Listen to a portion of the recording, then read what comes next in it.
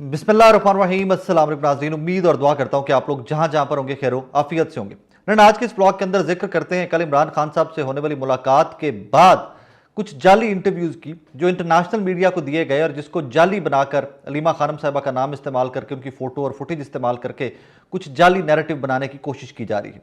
आज के इस ब्लॉग के अंदर जिक्र करते हैं कि मेहदी हसन का इंटरव्यू हो जाए, याल्डा का इंटरव्यू हो जाए, उसके बाद कैसे पाकिस्तान की हुकूमत के सियासतदान या पाकिस्तान की हुकूमत के वजीर मुशीर जो हैं वो इंटरनेशनल मीडिया से भागते हुए दिखाई देते हैं और कैसे उन्होंने नए चेहरे जो हैं वो इंटरनेशनल मीडिया को दे दिए गए हैं कि जनाब ये टैकल करेंगे हमारी तरफ से सिचुएशन को, हम इंटरनेशनली आकर हुकूमत को किसी भी किस्म का डिफेंड नहीं करेंगे, या मे बी कि हम इस शायद ये सोचा गया हो कि शायद हम इस पोजीशन में नहीं है कि हम डिफेंड कर सकें एट दिस मोमेंट।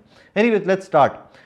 एक और इसी ब्लॉग के अंदर जरा जिक्र करेंगे कल इमरान खान साहब ने जिन पाकिस्तान तहरीक इंसाफ के पार्लियामेंटेरियंस को मीर जाफर मीर सादिक कह दिया, उनकी क्लैरिफिकेशंस क्या आ रही हैं and what I personally think about all that, उसके ऊपर भी थोड़ी सी आज बात करेंगे।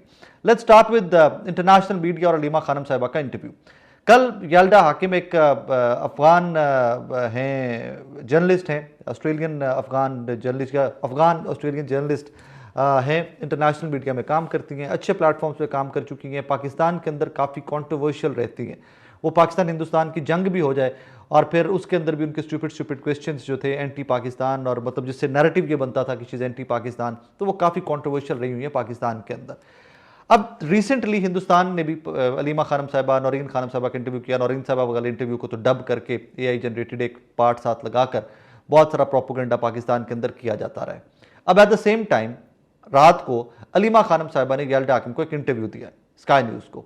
अब उस इंटरव्यू को जब बाकी सारी डिस्कशन एक साइड के ऊपर, लेकिन उसके अंदर भी एक पार्ट को एडिट करके डब करके रात का या आज सुबह का बहुत ज़्यादा वायरल किया जा रहा है।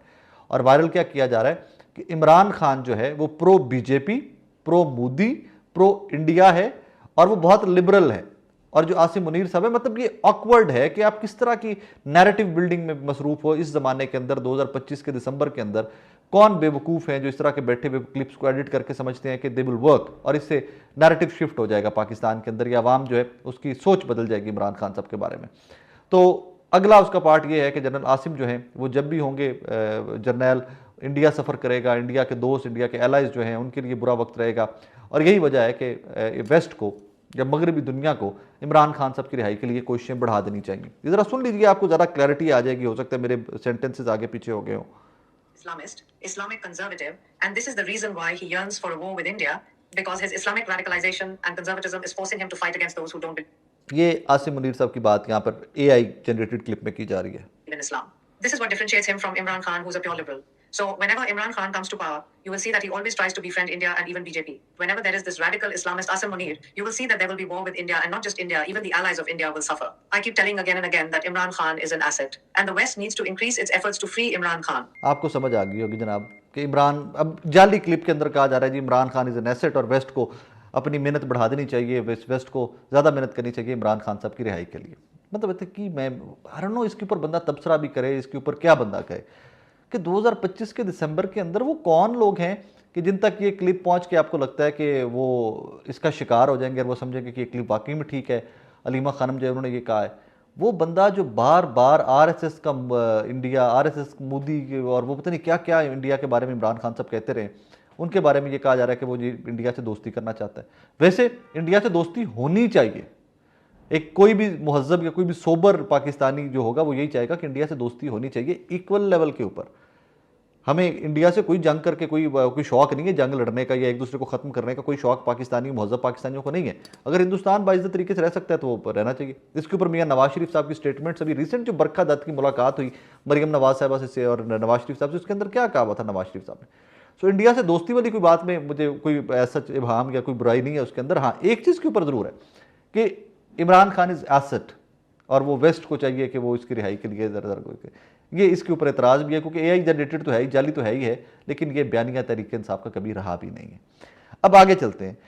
इसी इंटरव्यू में एक पार्ट है जो अलीमा खानम साहिबा के साथ है, एक पार्ट है जो हुकूमती वर्जन के लिए याल्डा साहिबा ने रिकॉर्ड किया। अब हुकूमती वर्जन के लिए माजी में अता तारड़ साहब थे जो याल्डा साहिबा के शो में गए थे। इस दफ़ा एक नया चेहरा बिल्कुल इंटरनेशनल मीडिया पर सर्फेस करता है जिनका नाम है हसन अल अरबी साहब। ठीक है, ये पहले हमारा जो लोकल मीडिया है, पाकिस्तान का नेशनल मीडिया है, इसके ऊपर, ये टेलीविजन के ऊपर नमूदार होते रहे, बहुत ज़्यादा आते हैं, असमा शराई साहबा के शो में अक्सर आते हैं और वेरी इमरान खान के खिलाफ बड़े उनके अपने व्यूज़ हैं, he has the right to carry that. Imran Khan साहब के खिलाफ या पीटीआई के खिलाफ उनके व्यूज़ बड़े सख्त हैं, वो कहते हैं कि दहशतगर्दों की तंजीम है, ये टीटीपी को सपोर्ट करते हैं, ये करते हैं, वो करते हैं, एवरीथिंग। रात को यही साहब हसन अल अरबी साहब जो हैं, ये यल्डा साहिबा के शो में हुकूमत को रिप्रेजेंट कर रहे थे। अब मेरे लिए शॉकिंग ये था कि मैंने जब भी हसन अरबी साहब को टीवी पे देखा तो इनके नीचे लिखा था दिफाई तज्जियाकार, एनालिस्ट, जिस तरह बहुत सारे सहाफ़ी हमारे माजी में होते थे, फ़ाद हुसैन साहब, अबसार आलम साहब, मुश्ताक मिनहाज साहब, बहुत सारे लोग थे ना कि जो जर्नलिस्ट थे। तो इस तरह मुझे लगा कि हसन अरबी साहब भी कोई जर्नलिस्ट है। अब एट वंस क्या होता है कि जब ये स्काई न्यूज़ पे नमूदार होते हैं, ये यल्डा हाकिम के शो में जब नमूदार होते हैं, तो इनके साथ लिखा हुआ है advisor to minister of information, Ata Tarar साहब के एडवाइज़र।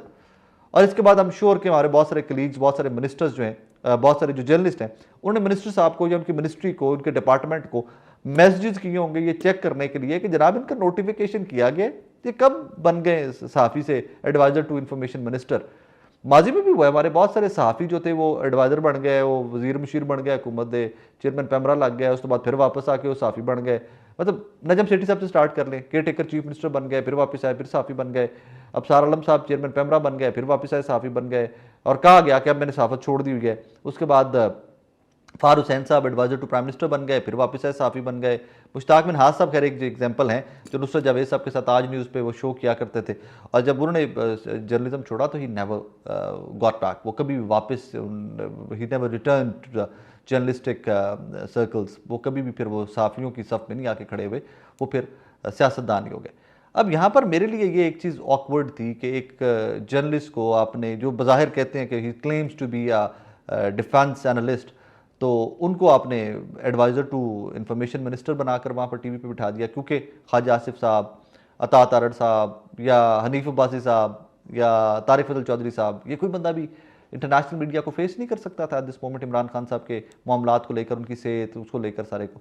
और इट्स वेरी अनफॉर्चुनेट कि हसन अरबी साहब अपना मुकदमा भी बहुत कमज़ोर तरीके से लड़े। मुझे इसलिए अनफॉर्चुनेट कह रहा हूँ कि इंटरनेशनल मीडिया के ऊपर जब पाकिस्तान के अंदरूनी हालात वाक़यात इस तरह के एक्सप्लॉइट होते हैं, जब डिस्कशन होती है, तो की पल्ले छड़ते पे यार इस मुल्क दे। मतलब मेरे मुल्क की डेमोक्रेसी का इंटरनेशनल मीडिया बैठ के मजाक उड़ा रहा है। हसन अरबी साहब जैसे शख्सियत को आपने टीवी पे भेज दिया है, जो ना डिफेंड कर पा रहे हैं, ना वो पॉलिटिशियन हैं, ना वो इंफॉर्मेशन मिनिस्टर हैं। कितना नॉन सीरियस सा ये एटीट्यूड है गवर्नमेंट ऑफ पाकिस्तान का इस सारे मामले के अंदर, कि एक जर्नलिस्ट को जो क्लेम्स टू बी जर्नलिस्ट, मैं बार बार कह रहा हूँ, claims to be journalist, defence analyst ही पढ़ा है मैंने उनके नीचे जब भी पढ़ा है उनका टाइटल, उनको आपने एडवाइज़र टू इंफॉर्मेशन मिनिस्टर, मतलब I don't know what to say on it. और फिर मुझे दुख ये होता है कि यल्डा साहिबा जैसे लोग, जो वी ऑल नो दैट कि वो बहुत सख्त सवाल करेंगे, बहुत चुभते हुए सवाल करेंगे, वहाँ पर वो डेमोक्रेसी का, मेरे मुल्क की डेमोक्रेसी का मजाक उड़ाए। मुझे दुख होता है इस चीज़ का। कम से कम वो बंदा तो भेजे कि जो कम से कम डिबेट ऐसी कर सके और जिसका पोस्चर इतना बड़ा हो कि जिसको लोग सीरियसली तो लें। एनीवेज, इस पे मैं क्या कहूँ, I don't know what to say on this, honestly speaking. Depression यह होता है कि यार इतनी ये अजीबो गरीब सी हमारी हुकूमत है ये मौजूदा। अच्छा जी, कल से वो एक स्टेटमेंट इमरान खान साहब की आई, एनडीयू के वो जो पार्टिसिपेंट थे पाकिस्तान तहरीक इंसाफ के पार्लियामेंटेरियन, उनके बारे में, मीर जाफ़र मीर सादिक मेरी पार्टी के, उसके बाद उन बेचारों के साथ बहुत ही ऑकवर्ड सा बिहेवियर सोशल मीडिया के ऊपर चल रहा है। हर बंदा उनके पीछे लठ लेके चल पड़ा। और मैंने कल भी कहा था कि इमरान खान साहब को अल्लाह पाक ने ये अता किया हुआ है कि वो जिसके बारे में अच्छे अल्फाज कह दें वो हीरो, और जिसके बारे में वो थोड़ा सा नापसंदीदगी का इजहार कर दें वो ज़ीरो, और फिर सोशल मीडिया लग पीछे जाता है। इसका एक बैकग्राउंड है, उस बैकग्राउंड पे भी थोड़ी सी बात करते हैं। लेकिन पहले मैं ये आपको ज़रा ट्वीट्स पढ़ के सुना दूँ। ये तमाम पार्लियामेंटेरियंस जिनको मीर जाफ़र मीर सादिक का कल टाइटल मिला इमरान खान साहब की जानिब से, उन्होंने एक ही ट्वीट किया है। सबने एक ही नैरेटिव, एक ही बयानिया पार्टी के सामने भी, कारकुनों के सामने भी, पाकिस्तानियों के सामने भी रखा है।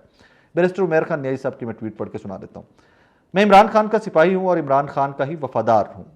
हमें इमरान खान साहब ने ही पार्लिमानी और पार्टी डिसिप्लिन का पाबंद बनाया है। हम एनडीयू खुद नहीं गए, पार्लिमानी पार्टी ने हमारे नाम दिए और हम पार्टी की हिदायत पर गए हैं। ये एक एकेडमिक वर्कशॉप थी और इसमें माजी में मौजूदा पीटीआई की 90% पार्लियामेंटेरियन, सूबाई असम्बली और नेशनल असम्बली के मेंबरान, सेनेटर्स शिरकत कर चुके हैं। हत्ता कि पिछले साल भी हमारे मेंबरान ने एनडीयू वर्कशॉप में शिरकत की थी। अगर पिछले साल ही रोक दिया जाता और पॉलिसी वाजे होती तो हम कभी भी नहीं जाते। हमारी इमरान खान तक रसाई नहीं है, ताकि हमारा ये मौक़िफ़ उन तक पहुँच सके। अच्छा, ये बात बिल्कुल जस्टिफाइड है जो इन्होंने उमैर खान न्याजी साहब ने लिखा है, इसमें 1% भी भाम नहीं। यही ट्वीट आदिल बाज़ाई साहब ने की है, यही ट्वीट शाहद ने की है, यही ट्वीट मिशाल यूसुफजई ने की है, यही ट्वीट हर उस बंदे ने की है, सुरैया साहिबा ने की है जो डिप्टी स्पीकर है खैबर पख्तूनख्वा असम्बली की।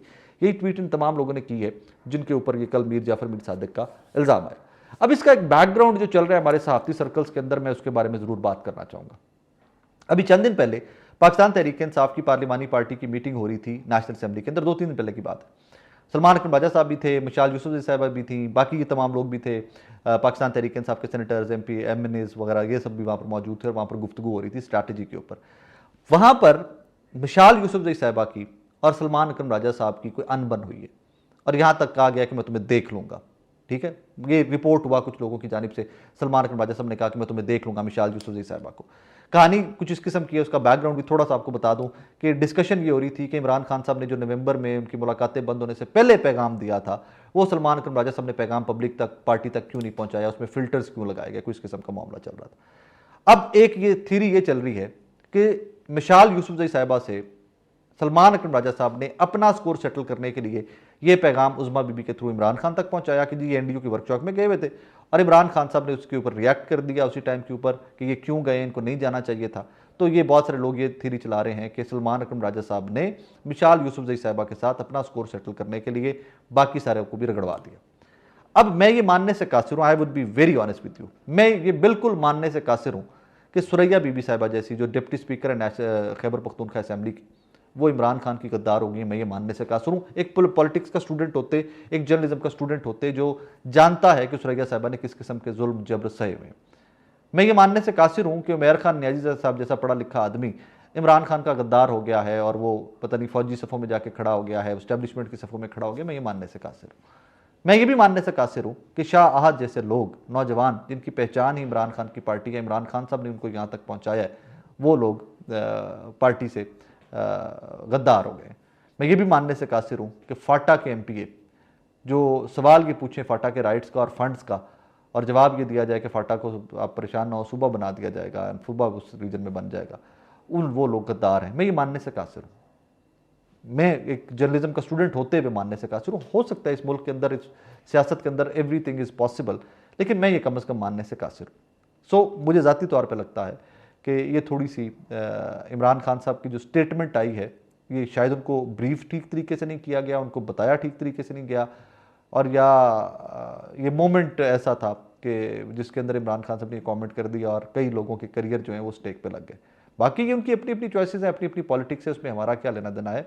बट इसको या तो फिर उन लोगों का भी एहतसाब कीजिए ना कि जिन लोगों ने इनको भेजा था, वो पार्लिमानी मेंबर्स, वो पार्टी जिन्होंने इनको नॉमिनेट किया इस दफ़ा, पाकिस्तान तहरीक इंसाफ के लोगों ने नॉमिनेट किया ना इस दफ़ा भी इनको, तो फिर या तो उनका भी एहतसाब कीजिए सबका, या उमैर साहब का, उमैर खान न्याजी साहब का, आदिल बाज़ाई साहब का, सुरैया बीबी साहिबा का, बाकी जो लोग हैं, फिर इनके ऊपर सारा मलबा कैसे गिर गया है, ये एक सवाल का निशान है, और जिसके ऊपर I think in days to come कुछ ना कुछ क्लैरिफिकेशन पार्टी की जानिब से आएगी। लेकिन अभी तक का इल्ज़ाम ये है कि सलमान अकरम राजा साहब ने सिर्फ मिशाल यूसुफजई साहिबा से अपना स्कोर सेटल करने के लिए इन सब की भी बलि चढ़ा दी है।